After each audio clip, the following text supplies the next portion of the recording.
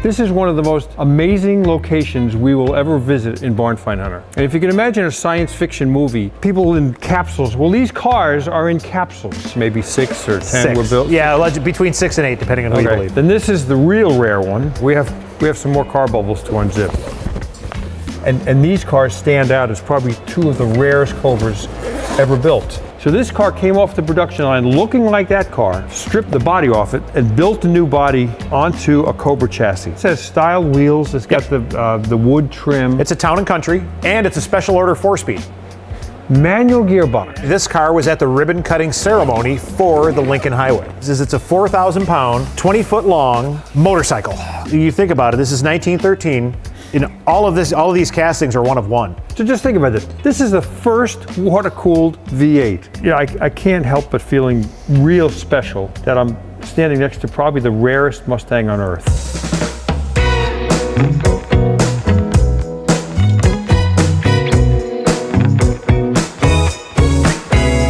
We've been so fortunate on Barn Find Hunter to be invited to locations that are not open to the public. By giving us this opportunity to come to locations like we're in right now, it gives you an opportunity to see what you normally couldn't see. So I feel really privileged to be able to bring you an opportunity like that. This is one of the most amazing locations we will ever visit in Barn Find Hunter. And if you can imagine a science fiction movie where people are kind of in suspended animation,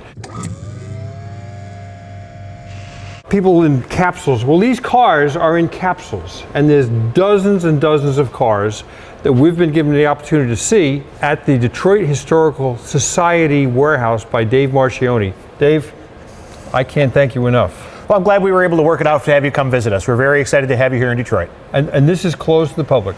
So if you think about a museum typically displays between 5 and 7% of what they own. So I know you've been to the collections of the Henry Ford, so this is where everything lives if it isn't out on loan or on display at our main museum. So what we have in this building are 275,000 artifacts that help tell the history of Detroit. Automotive and otherwise. Literally everything from hatchets that were found when they dug the Rensen, from primitives, up to we had our local auto parts store Murray's, which was iconic here in Detroit, close, and we got signage and crew uniforms and all that kind of stuff from them. So the goal is to tell the whole story, not just ancient history, but right up to the current events. So this is ancient history we're standing in. How old is this building? Well, this is an old Army quartermaster building. So it built in 1942, and if you look at the pillars, they're marked. So this would basically been like the Army's version of Amazon. So this is where, in the World War II effort, everything would come here. They would put, say, a pallet of radiators from Toledo Jeep here. When they needed them, hey, go to D18, get me a pallet of radiators, and they would go out the back door, and you've seen our proximity to the river, and then they would ship. So the public can't come in here? So if we have an opportunity, if you become a member of the Detroit Historical Society, for a small fee, once a year we make a special tour available to our members, which we'll do. It's fully curated. We have a different staff member with each area. You'll get me in cars. You'll talk to all of our archivists, and it's a really, really neat experience.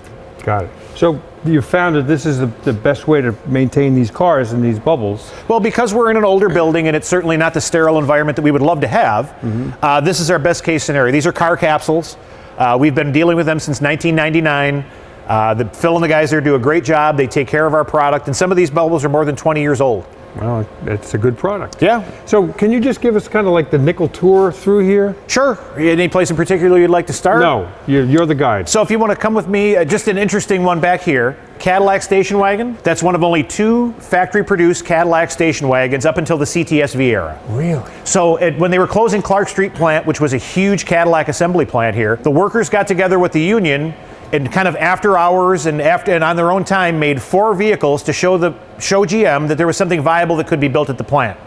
So they built 2 station wagons, a 6-door limousine, and a hearse. This was built at the Cadillac plant. It wasn't subbed out to... Correct. This was, so, you know, there's been Cadillac station wagons, but they go through coach builders. Right. So this was built at Clark Street by GM corporate employees. So I got to tell you, I mean, the front is Cadillac. The back, to me, looks like Jeep Wagoneer. Well, it's funny because I've got 2 of these, the only 2 they built, and both of them have different taillights. So this one has the earlier style front-wheel drive Fleetwood taillights. The interesting thing, and it's kind of hard to see, unfortunately, in the bubble, you know how normally you're a station wagon guy. Yeah. You know how normally the back seats are very plain, regardless of the trim level of the wagon? Oh, look at that button tough. And it's got a vinyl top that goes down to that trim level there. If they, as they're doing this in the plant after hours, metal finishing that whole roof to section it, is a lot of work. Putting a vinyl top, doing it, the metal work, and then putting a vinyl top over it makes the finishing easier. So what we thought we'd do is just kind of walk through, and you can say, yeah, this is that, and just do a quick walkthrough, and then there'll be cars that we want to come back and spend a little more time learning about. Okay, so you want to do a quick walk and talk, and then we'll come back? Yep. Okay. It's a 1925 Rickenbacker. Captain Eddie Rickenbacker was a World War I flying ace. And if you look at the emblem on the grill, it's got that emblem was the emblem on the tail of his fighter plane. So Eddie Rickenbacker, relative of Eddie Rickenbacker? The Eddie Rickenbacker, Captain Eddie Rickenbacker. Wow. 36 Ford Phaeton, beautifully restored piece, four-door convertible, of course, because it's a Phaeton. The one on the end here is an AM General Mighty Mite. They only made those for a couple of years. 2,400 pounds wet, flat four-cylinder, all aluminum construction, full-time all-wheel drive. Flat four cylinders, water-cooled, air-cooled? Water-cooled. Water. At that point, that was the 2,400 pounds was the capacity for a helicopter to lift. But they only made those for 2 years because in '63, Sikorsky came out with the Sky Crane, which had a lift capacity of 10,000 pounds. Behind us is the Osceola. That was Henry Leland's personal car. That is the first closed cab Cadillac ever produced. Wow. And actually, Fred Fisher, the uncle of the Fisher brothers, did the coach work on that. Look how tall. I mean, just imagine how bad the aerodynamics are. And this has probably got a one-cylinder? Yeah, it's a one-lung multi-fuel, chain drive. Ironically, the one next to it is Horace Dodge's personal car. That's a 1919 Dodge Coupe. I think wearing top hats was a big thing in those days. Well, and if you look at the picture, we have pictures of Leland with the car. He's standing next to it, and his forehead is almost to the top of that roof. Oh, he's that tall. Yeah, so even in that era, when an average man was 5'5", Leland was a tall gentleman. A big man in the car world. Indeed, on many levels. That's another Scripps-Booth. That's called the Rocket. Two-cylinder, standard driving position, narrow. It was a big fad in Europe at the time, and when John Scripps-Booth spent his time there, he came back, and that was kind of where they went with And this was built in Detroit? Yep. Fiero next to it, 2 M4, 84, first year. That's one of the first 50, I believe. So, yeah, donated by Pontiac in 1988. But it tells you the options, power windows, and tape deck, and whatever. Tape deck is something you don't hear anymore. Kaiser. Kaiser, okay. That Kaiser, actually, the significance of that was that would have been built at the Willow Run Bomber Plant.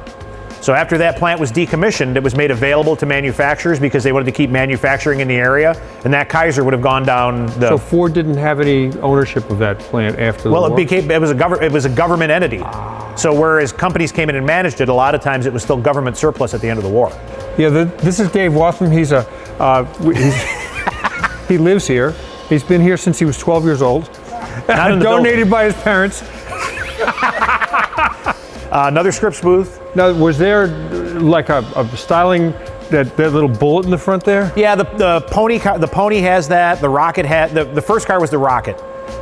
So this is the Pupp. So if you look at this one, it's the first one to have a 4-cylinder in it. And if you look, the driving position's in the rear. So as they got longer and faster, like an airplane. Yeah, you couldn't put the person in the front, or it would literally, it would topple because of the change of weight when you tried to turn it. But so this one's got mechanical brakes, belt drive, and they clocked it at 93 miles an hour. So if you could take a look over there, belt drive, there's like a little wire wheel with a belt going around it to the rear axle. I love that it's an actual wire wheel for the belt drive. I love that. It's the details that sell these things. Right.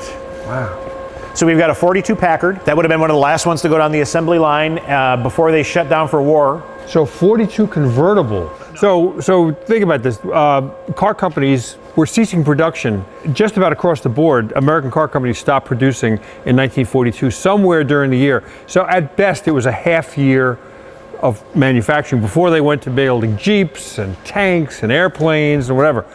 So 42 cars are rare, but when you find a 42 car, it's usually plain Jane, just a simple sedan, because many of them went off to become used as army vehicles or service vehicles or government vehicles.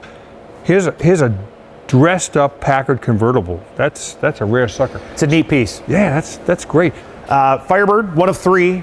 That would have come from Heinz Prechter's American Sunroof Corporation. Oh yeah. And they built those to prototype to show that they could build the car as a convertible, which is interesting because they did the Camaro the same year and they sold those production. This one never went into production, so they only built 3 of these. So they built the Camaro, not the Firebird. Yeah. You sent me a picture of this, and I'm intrigued with it. Tell me about it. This is the Macauly Pan American. So Packard was built the Pan American show car. They built one, and it was such a success that they built 6 of them. So they toured all over. After that show, Mr. Macauly purchased one of the cars to use as his own personal vehicle. Now, if you look back, step back and look at the scope of the car, it's channeled 4 inches, or sectioned 4 inches. So they cut 4 inches out of the center of the car. What model was it? It's a Clipper. Clipper, okay. So there's 4 inches taken out of here. So I've got this door panel off, and you can see here. Oh, yeah, here to here. Yeah, where they've actually they've cut the center section out of it and then molded it. Did Packard do this themselves? He did it. He. So they're coach builder. Yep. This one is, even within there being 6, this one is a one of one because after Mr. Macauly purchased it, he continued to update it to reflect current Packard styling. So like the fins and the taillights and the rear bumper are later Packard. The dash is 54, and it's got that chrome grille on the front of it that's from the next generation from the original. But it's got, if you look at the front of it, it's got the M script on it, which is for Macauly. And what was his position with Packard? He was the president of Packard. Okay. And if you look at the emblems on the doors, his wife, that's her initials, Marjorie Macauly. Those are actually all diamonds and rupees. When we restored the car, we sent it to a jeweler to have those restored, and he told us that these were all diamonds and rubies. Wow.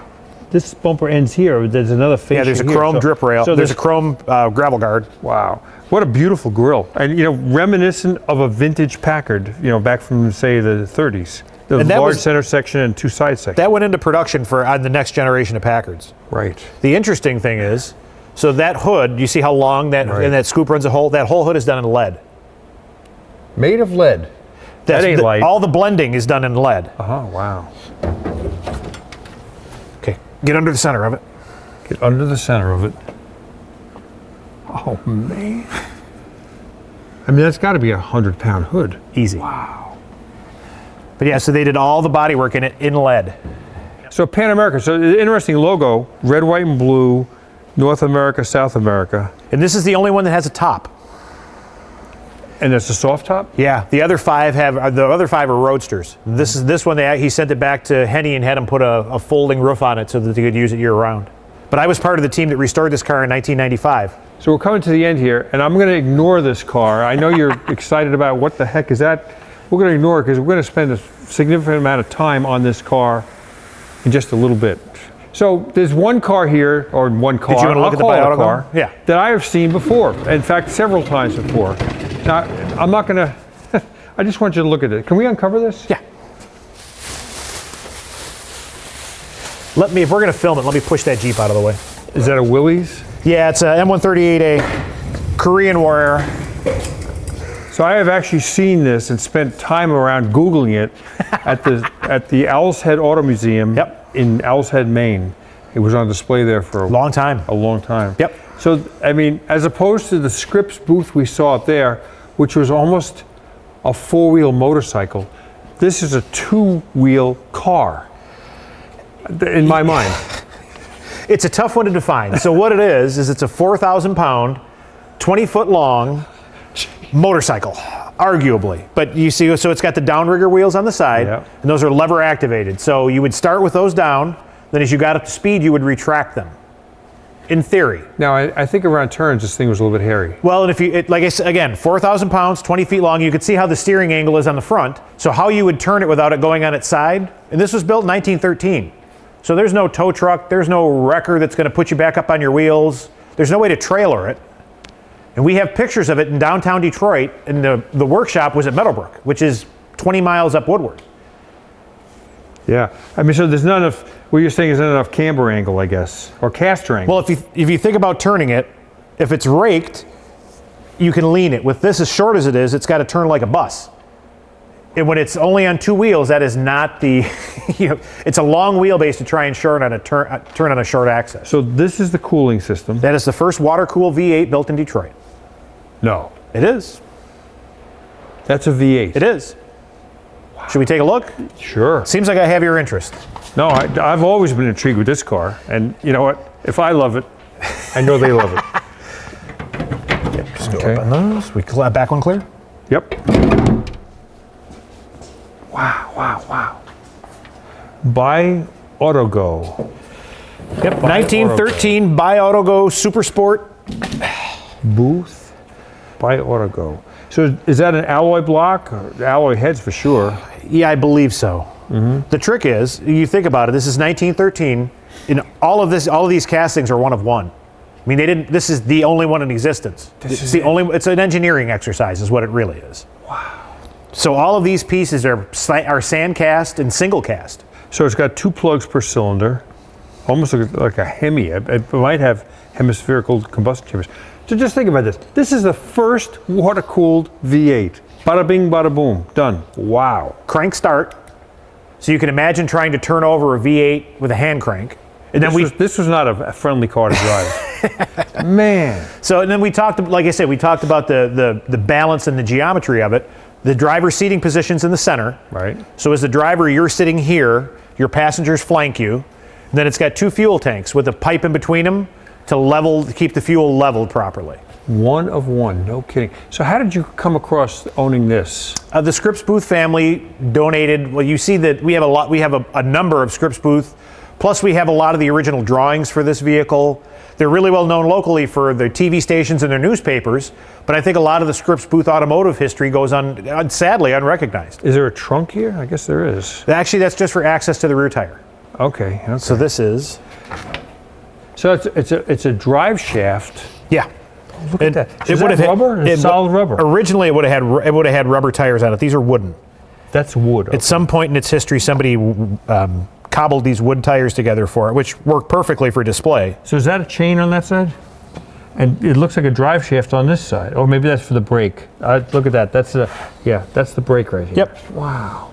Does it run? It does not. The motor's loose, and jokingly when we were doing the rest, you're like, well, we got to get it running. The problem is, what if it cracked? What if we snap a crank? It's the only one in existence. So see, these tires were made for this vehicle. Solid rubber too. Bi-Autogo, Detroit, Michigan. Wow. And again, you think 1913. So we're heavy. Right at the beginning of the Model T. Right. I mean, so all of these little pieces that are all one-ofs are all handmade for this car. I mean, this the comical style of this fender. Well, that fender is one piece of cast aluminum. No kidding. This whole cowl, from here to here, one piece of cast aluminum. They made a mold just for one car. Yeah. Wow. Can you imagine what it would take in 1913 to cast a piece that big? That's a big piece to cast in today's technology. Yeah, right. Yep. She's a great piece. Like I said, I'm so glad that we were able to restore it and stabilize it so it'll be around for another generation. If you like these videos, you really should check out the Hagerty Drivers Club. You get 24/7 roadside assistance with flatbed towing, subscription to an award-winning magazine, and more. Sign up today. The link is in the description below.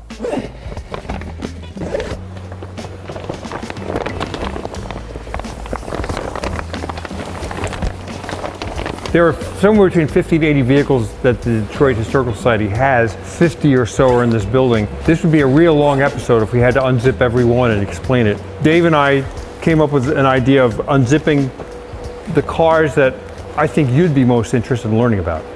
So I know just enough about the gentleman that developed these cars, William Stout, to be dangerous. I do know this is a Stout Scarab, and I've actually gotten a ride in one. Can you tell us what we're looking at here? Mr. Stout was an aircraft engineer, developed a tri-motor aircraft, which Ford utilized his patent. So not surprisingly, a lot of the driveline and pieces on these that are actual automotive pieces are Ford. So it's got a V860 mounted at the rear. The later version had a Mercury in it, but this is a Ford. So you figure there's nothing coming through the body, so you got a low step in for the pan. It makes moving around inside the car easier.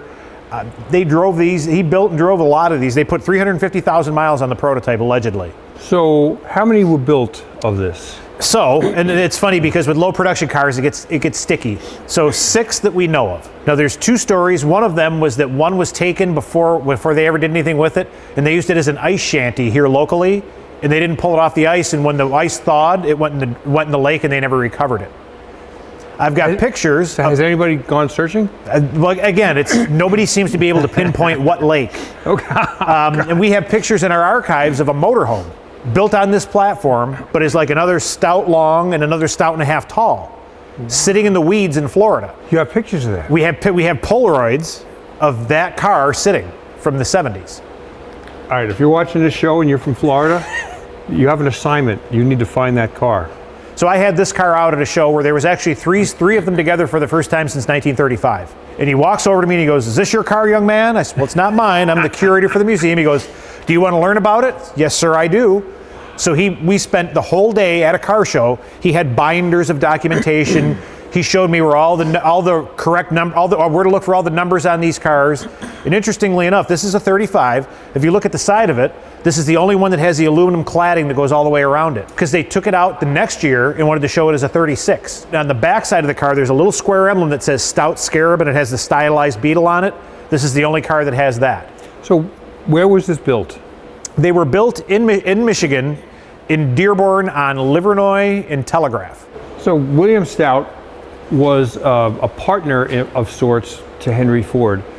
He was an aircraft designer. As Dave said, he designed the Tri-Motor, which was a 3-motor Ford aircraft, Ford-built aircraft. Just a beautiful piece of equipment, of which a couple still exist, two or three. Yeah, there's actually still a couple that fly too, interestingly enough.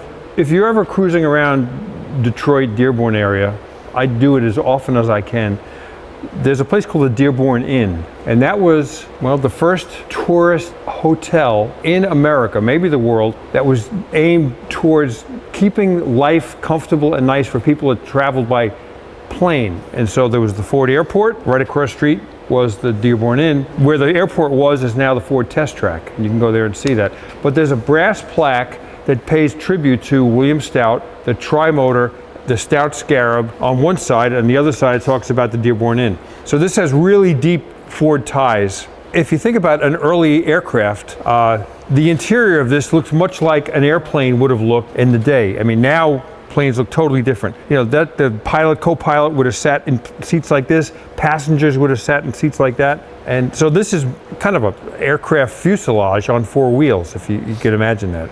Now, is there enough cooling capacity for, to keep that motor cool without having a grill in the front? It's got a standard radiator in it, and if you walk back and look at the engine covers are also vented. They're cut so that it pushes air through here as the car is going down the road. And the other kind of unique thing about it with the engine covers, they open like wings. Look at that. All right, I'm going to tell you something. That's an 85 horsepower. It's not a V8 60. It's not? Nope. A V8 60 is very miniaturized. Well, it's got the tin sides too. I thought that had the... It's got aluminum heads, but yeah, so it's got a Stromberg 90s. No, it's a 94 carburetor, not a 97. I know about these. So it's an 85, not a 60? Yep. Okay. Yep, and it's probably from a 35 Ford. And it's, if you look at this, the fan water pumps are on the back, facing the back.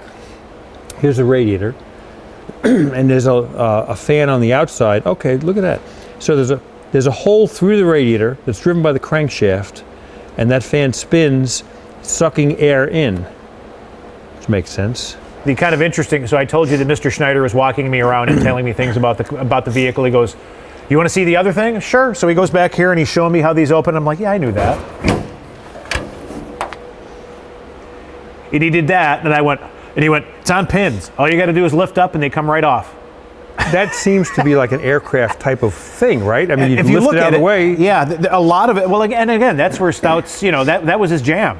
He was an aircraft guy, so. Wow.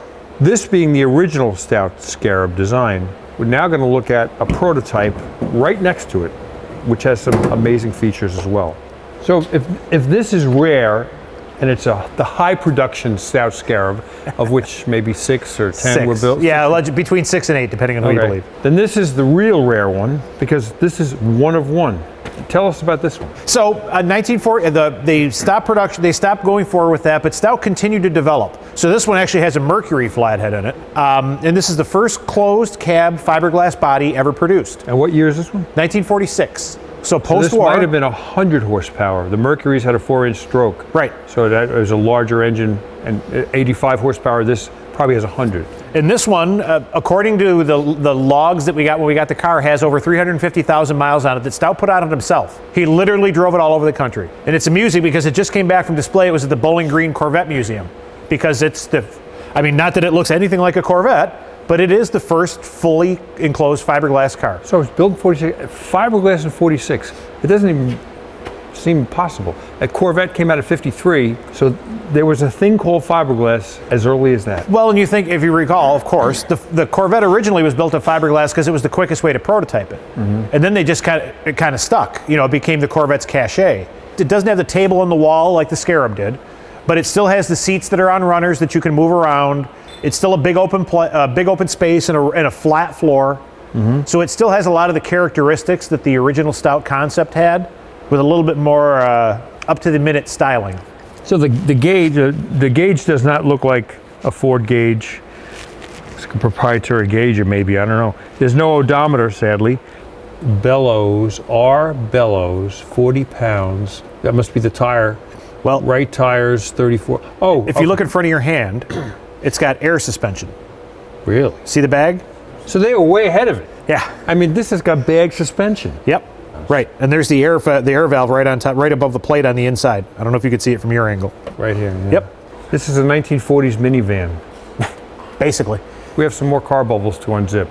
So I'm looking at it. This has styled wheels. It's got the wood trim. It's a town and country, and it's a special order 4-speed.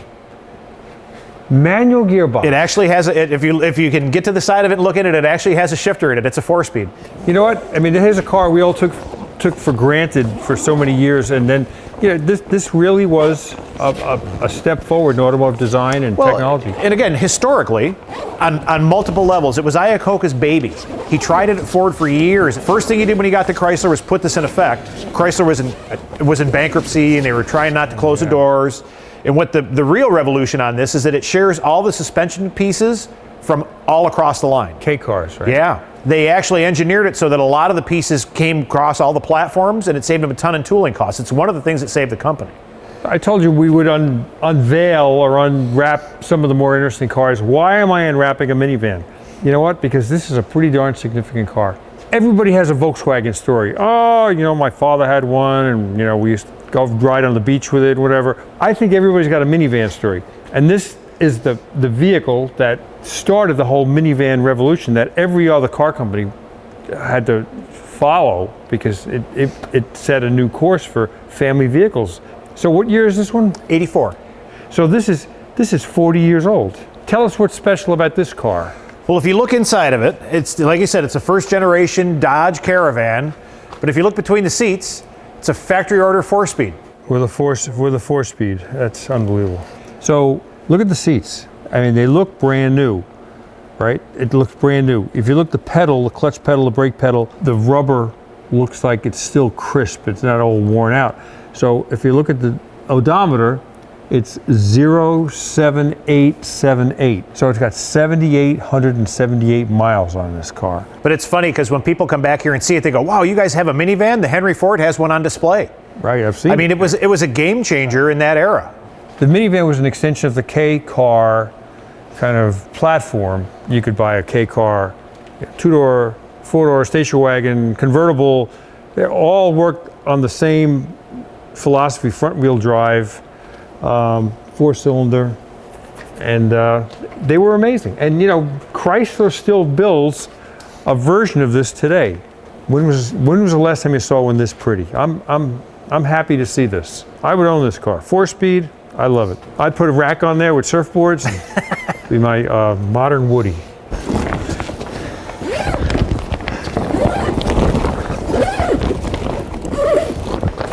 Yep, make sure you clear the post.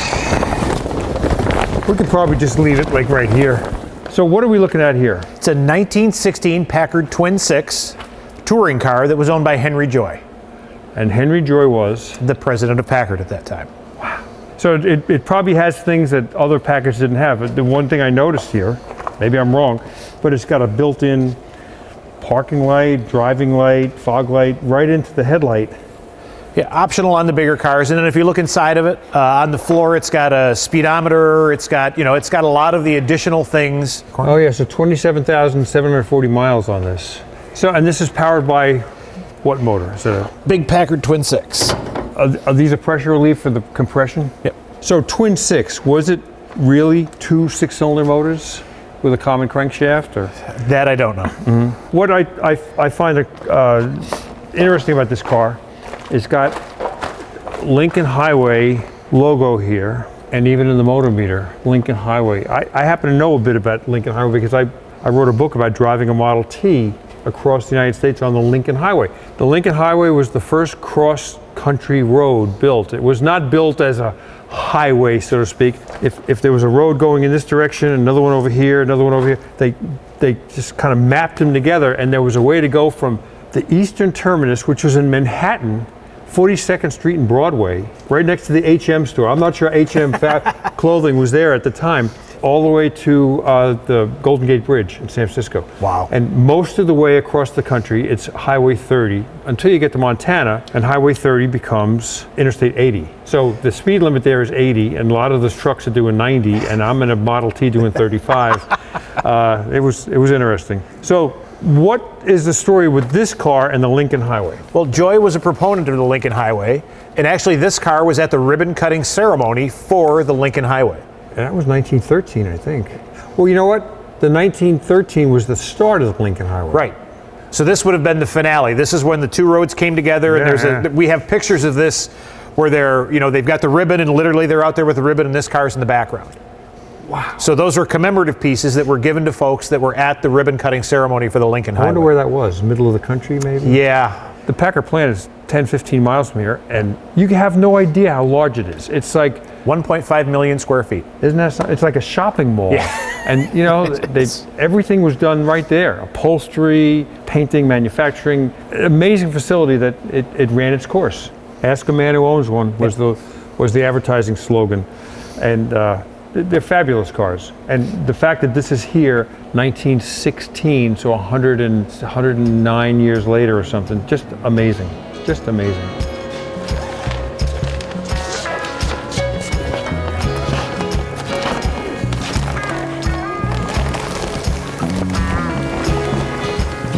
Well, that's a color, like candy apple red.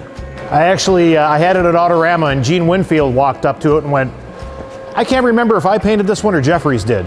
So he walked around it for a little while and looked at it, and he goes, I think Jeff did this one because I don't remember it. I picked this. Okay, well, do me a favor. How would you have painted these? He goes, well, with this stuff, it's nitrocellulose. So you do about 20 coats of it, let it sit overnight, sand it, do a bunch more coats of it, and then pull it outside and look at it, walk all the way around it, and if it's clean and it's not mottled anywhere, then you polish it. If not, you scuff it and do another bunch of coats on it until it looks the way you want it to look. So this car's been repainted once since its original debut. It ran the auto show circuit in '63, and then it was on the dais when they debuted the Mustang in '64 at the World's Fair.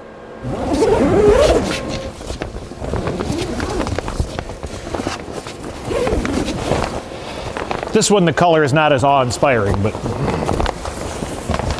there are 20 times as many Cobra enthusiasts as there are even Cobras on Earth, and these cars stand out as probably two of the rarest Cobras ever built, even though they don't look like a Cobra.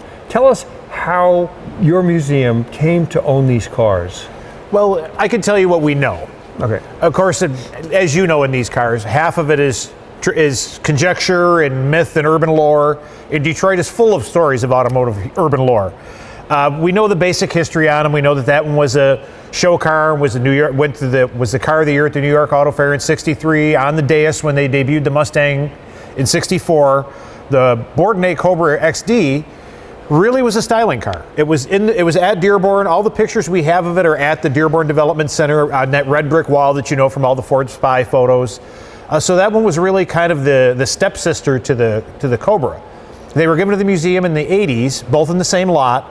We got these two cars, a cutaway Cobra engine, a cutaway Explorer transaxle in that lot. Again, conjecture. To my mind, it means that they were supposed to be disposed of earlier, as show cars generally are. They found them in a warehouse and went, okay, we got to get these out of here because they've been off the books for 20 years and now suddenly they're here. So all we know is that somebody from Ford came to us and said, we have these vehicles, would you like them for your collection? And of course, who wouldn't want them for their collection? So this was 40-ish years ago. Yeah. Mm-hmm. Yeah, so we've had them for a while, and like you say, they've been out for some engagements. Famously, the Shelby Group came and got them cleaned and prepped for when the Society of Automotive Engineers convention was here, and they were in the lobby. They've been to a couple concours. Obviously, we talked about them at Detroit when you and I caught up. But it's amazing to have them in collections. And I tell everybody, I'm the automotive industrial curator. I know a lot about all of these cars. I don't know everything about any of these cars. So the opportunity to have these cars here with an original Cobra and somebody with Jim's knowledge, I mean, it's been a huge learning experience for me. So I've brought my friend Jim Maxwell here. And Jim, next time I invite you to be on a show, I mean, would you wear some clean clothes? No, really. If you've watched this program any amount of time, you know that Tom Cotter is a Cobra nut. I wanted to show you what I think is one of the best examples of a 289 Cobra ever built. It's the only one ever painted this color. It's actually a Lincoln color, a metallic green. And the reason we have this here is to show you when this car was first introduced, Ford was already planning on building a more stylized version of it. Now think about this. This is a beautiful car, but in the 60s, the Jaguar E-Type came out, Aston Martins and Ferraris. This car had an antiquated look when it was new. So Ford purchased a couple of Cobras, stripped the bodies off them. I know it sounds like a sin these days, and remade what they thought would be a Cobra of the future. No matter how much I know about Cobras, Jim knows a lot more than I do. So Jim flew in from his home in North Carolina to check out the detailed differences between these two cars and an original Cobra. So this one being 367th car built, this is the 8th Cobra built, if you can believe that. So this car came off the production line looking like that car, stripped the body off it, and built a new body onto a Cobra chassis. I'm going to turn over to Jim for a moment to talk about the differences. Now, let me tell you the difference here. This is a later 289, and you can look at the wire wheels. These are 6-inch wire wheels. That's a 5.5 wire wheel. This is also worm and sector steering system in this car, and this is a rack and pinion, a more advanced system. But underneath this car, and that's what I've been doing to get grubby, is climbing underneath and seeing that this is really a body stuck on a Cobra just like this one. The instruments in a fancy padded dash are just like the instruments in an early 260 Cobra. This has a 4-speed transmission, and you look inside. Shift knob is the same as an early Cobra. Emergency brake handle is the same as an early Cobra. These are original early Cobra seats. Still have the mechanisms underneath, just like that Cobra does. And they put little chrome inserts on the seats just to fancy them up a little bit. The car has an undercar exhaust, which was never finished on this car, meaning this car never ran. The design engineers determined that the rear window would get blown out at speed, so they created a mesh under the rear window on the inside, and there's a panel that the engineer said would open at speed to relieve the pressure. The engine in this car is a 260 V8. It has been disassembled and probably was never run. The heads and the intake manifold and carburetor are all gone. It has a very interesting thing though, it has an alternator, and all of the 260 cars and even up into some of the early 289 cars had generators. This is the only car I've ever seen that has a mechanical tack drive attached to the alternator. It's the same alternator that's in the green Cobra. They extended the front end of this car quite a bit. There's probably 12 inches or more of the body. The original Cobra stopped about right here, and all that is extra. This car, to us now, is an icon. But it started to have aged looks back in the day, because compare this to an E-Type Jag. You know, this looked like an old car. Well, not only was it old in appearance on the outside, but this is a buggy suspension. So, you know, if you were a hot rodder back in the day, leaf spring suspensions, leafs usually ran parallel, one on the left side, one on the right side, and if you put shackles on them, you could put bigger tires on them. Well, this had a different kind of leaf spring, one that ran from the left side to the right side in the front, and another one that runs back here. And that was the suspension. So your camber and caster, you couldn't touch it. The only thing you could do is alter the length of the leaf spring, which is a big deal. So these had usually odd suspension settings in the front versus the back. You could adjust towing, and that's about it. Now this is serial number CSX 3001, which was the first serial number Cobra chassis with coil spring suspension. So Jim has spent more time under this car, and he can fill you in on the gory details. So take it away, Jim. All right.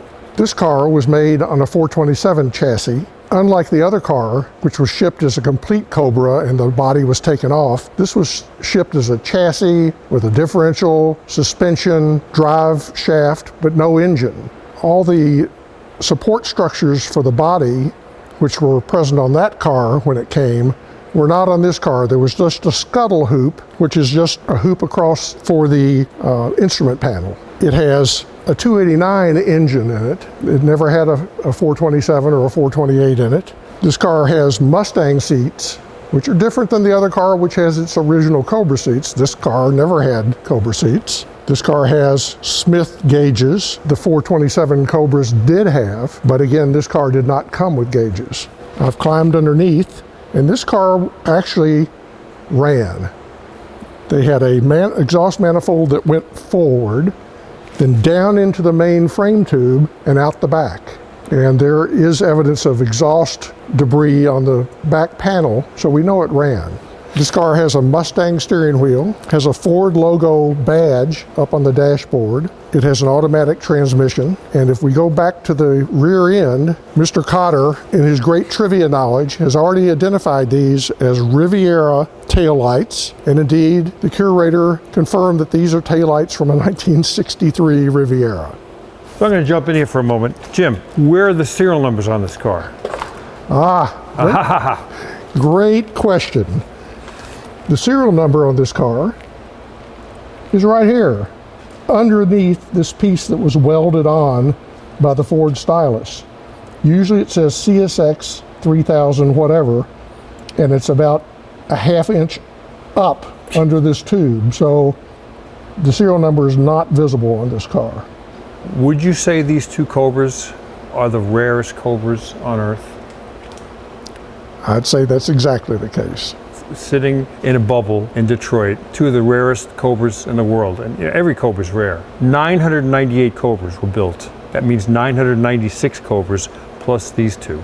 We're so lucky to have been invited.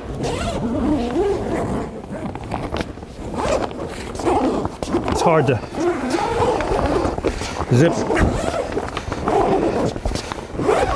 So this was built in 63 or 62? Built in 62, shown as a 63.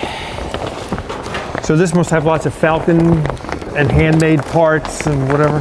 So it's interesting, and again, we talk about automotive lore and being in Detroit. I had this out at a show at the Detroit Autorama. Guy comes up and he goes, your car? Well, belongs to a museum. Is it the real one? Yep. Well, my buddy has one that he thinks might be an original. I've seen pictures of that. Mark Haas is the guy's name. Yep. Super guy. So his friend says, could I get your card? Sure.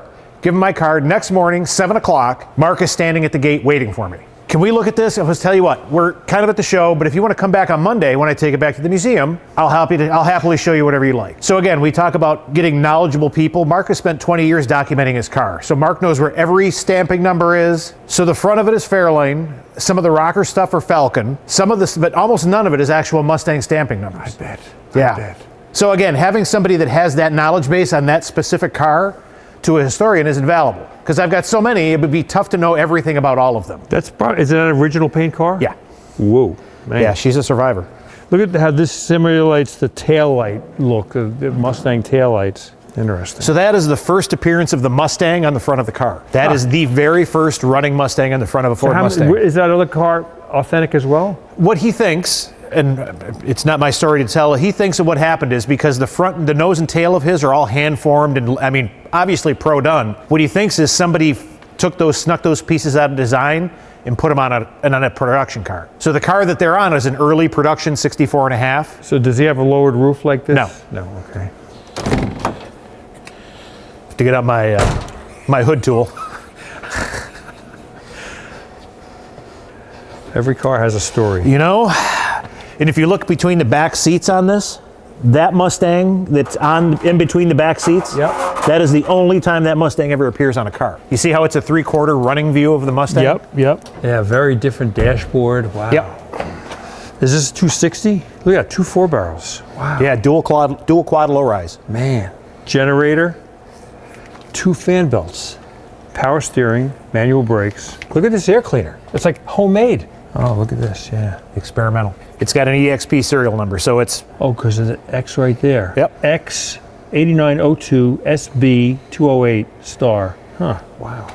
So, yeah, I can't help but feeling real special that I'm standing next to probably the rarest Mustang on earth. Pre-production, handmade, original paint, and no part from this car, I guess, would fit on a Mustang, would it? Probably not. Maybe the shift knob. Yeah, there you go.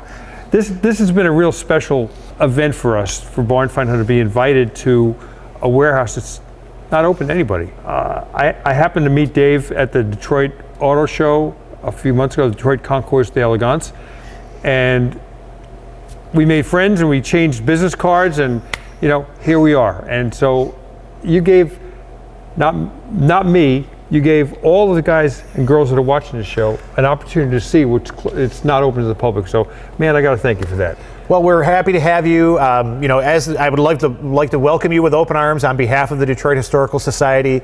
Our job is preserving Detroit's history, and the more we can share that, the better it is for everybody.